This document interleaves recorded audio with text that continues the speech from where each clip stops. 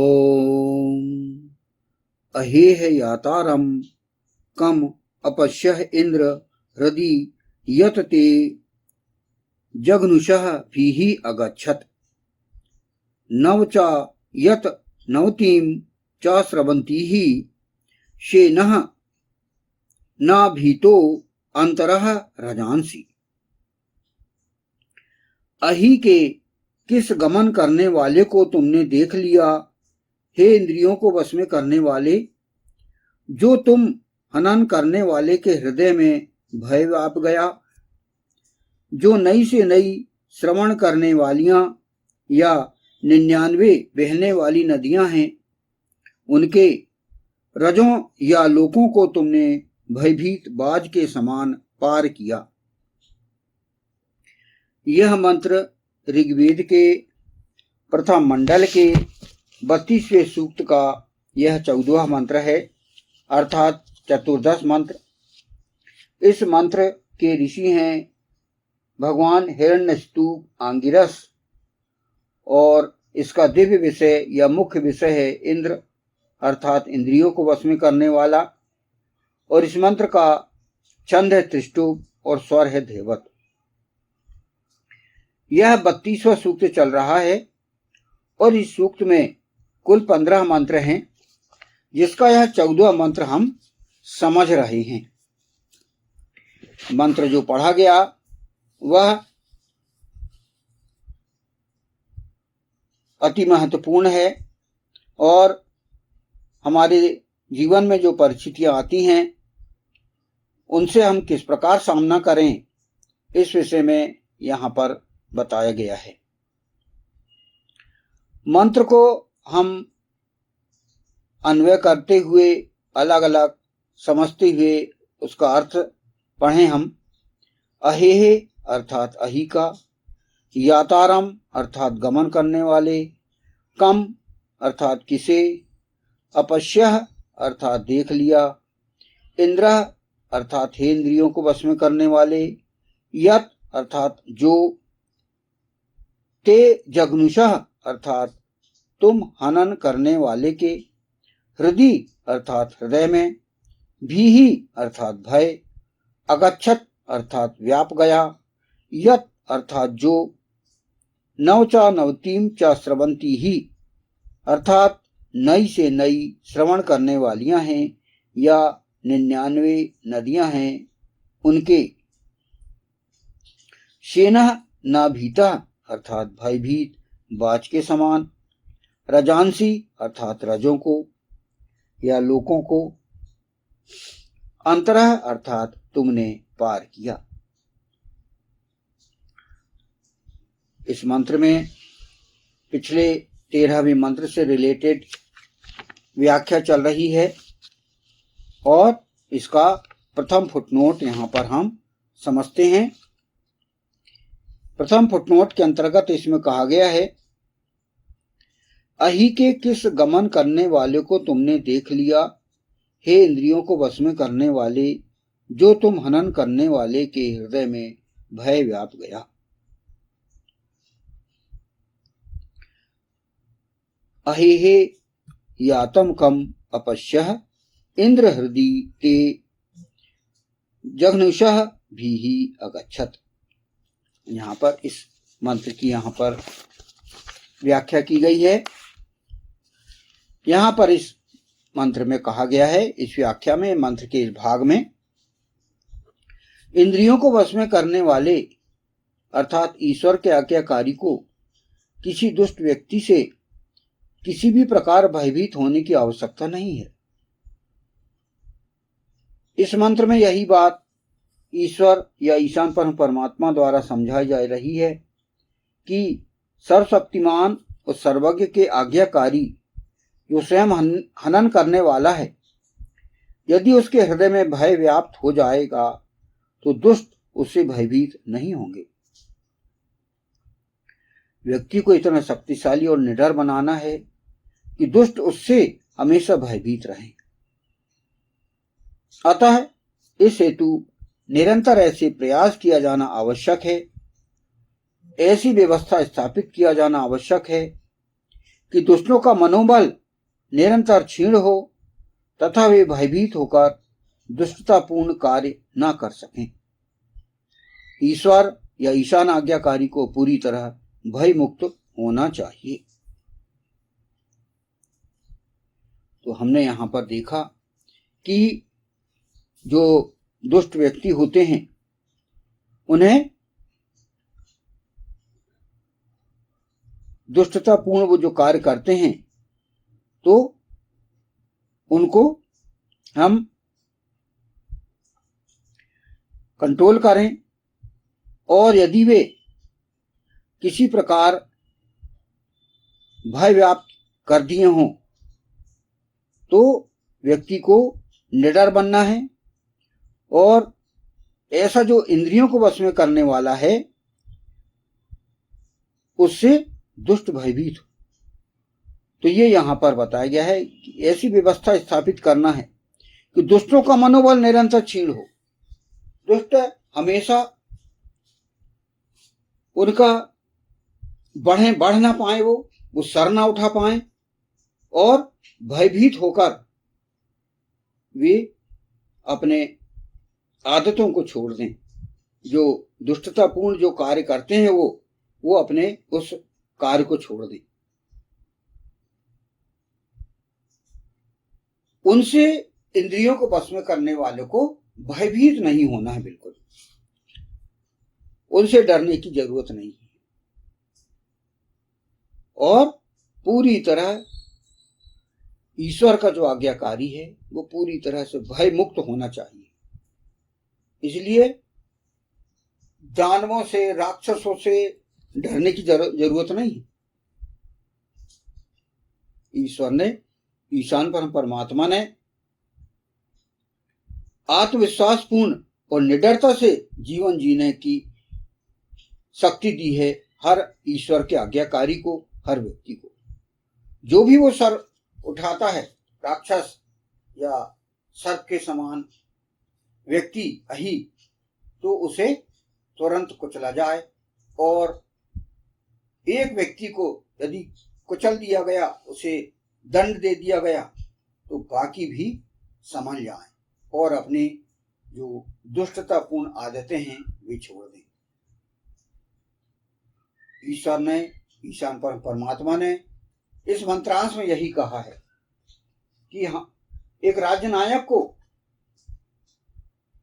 भयभीत होने की आवश्यकता नहीं है उन दुष्टों से, क्योंकि ईश्वर उस सत्पुरुष की, उस इंद्र की रक्षा कर रहा है, और वह धर्म के तरफ से लड़ रहा है। क्योंकि वह, जब धर्म और अधर्म का संघर्ष होता है तो धर्म की ओर से वह सत्पुरुष, वह इंद्र, वह राजनायक वह होता है, और ईश्वर उसकी रक्षा करता है। तो उसे भयभीत होने की आवश्यकता नहीं है, और दुष्टों को, उनके विचारधारा को समाप्त करते हुए, उनको दंड देते हुए वह निडरता से अपना प्रशासन चलाए।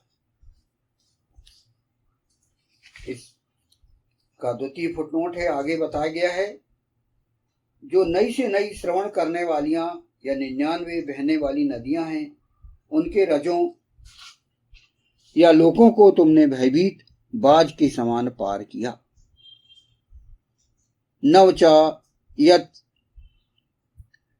नवतीम च स्रवंती ही चेनो नाभि तो अंतरो रजांसी। इस मंत्रांश में की व्याख्या यहां पर की गई है। इंद्रियों को वश में करने वाले अश्व पुरुष को नई से नई श्रवण करने वाली दुष्ट वृत्रों की औरतों के रजों को पार करने वाला बाज बनना होगा। अगर वह भयभीत बाज रहेगा तो वह ना उसका हृदय जीत पाएगा, ना उन्हें प्रजनन कर्मों में जीत पाएगा। भय व्यक्ति की शक्ति पर हावी होकर उसे शक्तिहीन कर देता है। ऐसा व्यक्ति ना ठीक तरह से युद्ध कर सकता, ना ही ठीक तरह से प्रजनन कर्म कर सकता।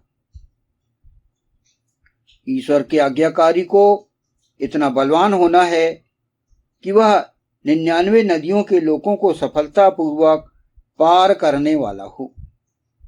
वेद अपने अनुयायी को विश्व विजेता बनाता है, कायर नहीं बनाता। इस मंत्रांश में बहुत ही महत्वपूर्ण बात बताई गई है कि जो राजनायक है, जो अश्व पुरुष है, वह भयभीत ना हो।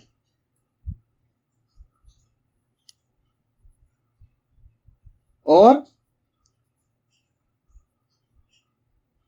व्यक्ति को जो उसे अपने अंदर भय उत्पन्न नहीं करना है। इंद्रियों को वश में करने वाले को, इंद्र को, जो राजनायक है, वह दिलों को जीतने वाला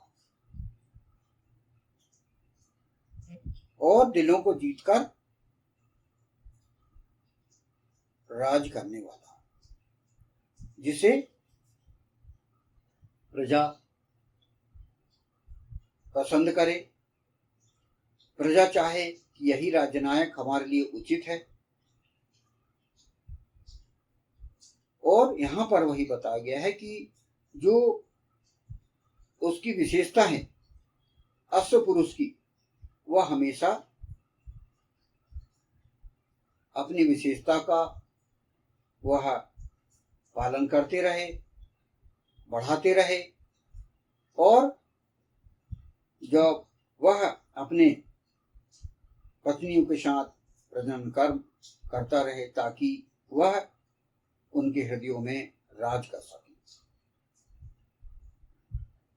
व्यक्ति यदि यहाँ पर वही पिछले मंत्रांश में इस प्रकार कहा गया था कि भयभीत उन दुष्टों से नहीं होना है, क्योंकि भय जो होता है वह अपनी स्वयं की शक्ति को कम कर देता है। व्यक्ति शक्तिहीन हो जाता है, ठीक तरह से वह धर्मित नहीं कर पाता और ना ही वह ठीक तरह से प्रजनन कर्म कर पाता। अतः यहां पर निडर होने की बात की गई, निडरता से धर्म युद्ध करने की आवश्यकता है, क्योंकि ईश्वर उन्हें सुरक्षा प्रदान कर रहा है। हमेशा उसे अपनी शक्ति को बढ़ाना है और भयभीत नहीं होना है, निर्भयता से, निडरता से प्रशासन करना है।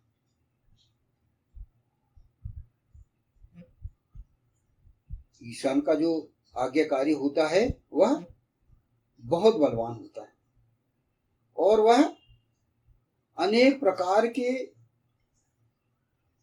सीमाओं को पार करते हुए वह प्रशासन करता है। अपने धर्म का प्रचार प्रसार करते हुए वह अन्य देशों पर राज करता है, अन्य देशों की प्रजाओं पर राज करता है, पुरुष पर, औरतों पर, बच्चों पर, वृद्धों पर, सब प्रकार से वह अपने निर्भयता और निडरता से प्रशासन करते हुए वह लोगों के दिलों में छा जाता है।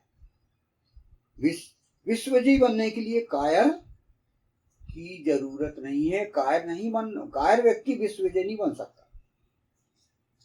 कायर व्यक्ति कभी विश्व विजय नहीं कर सकता। सतयुग में हमने देखा, पुराणों में भगवान विष्णु, भगवान शंकर, देवों के देव, सभी देवता प्रशासन करते थे और राक्षसों पर विजय प्राप्त करते हुए और धर्म का संस्थापन उन्होंने किया। तो यह सभी कार्य क्यों करने को कहा गया है? इसीलिए मानवता के लिए, मानवता की रक्षा के लिए, नारियों की रक्षा के लिए, नारियों की सुरक्षा के लिए, उनका जीवन संवारने के लिए, धर्म का संस्थापन करने के लिए यह बात कही जा रही है।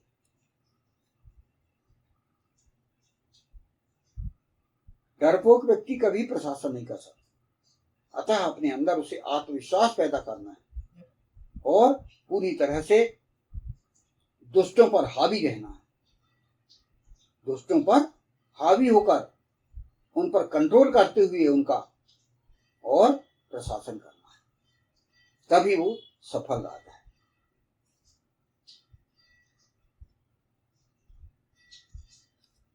इस 14वें मंत्र में जो बताया गया वो यही है कि उसे उन अही अर्थात उन जहरीले व्यक्तियों से बिल्कुल भयभीत नहीं होना है।